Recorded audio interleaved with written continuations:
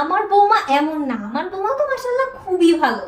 হ্যাঁ, শপিং এর কথা তো কখনো সে মুখেই আনে না। হ্যাঁ, টাকা পয়সা চাওয়া তো দূরের কথা। হ্যাঁ, মেকআপ টেকআপ এগুলো আমার বৌমা পছন্দই করে না। না, ওগুলো অযথা টাকা নষ্ট, সে পছন্দ করে না।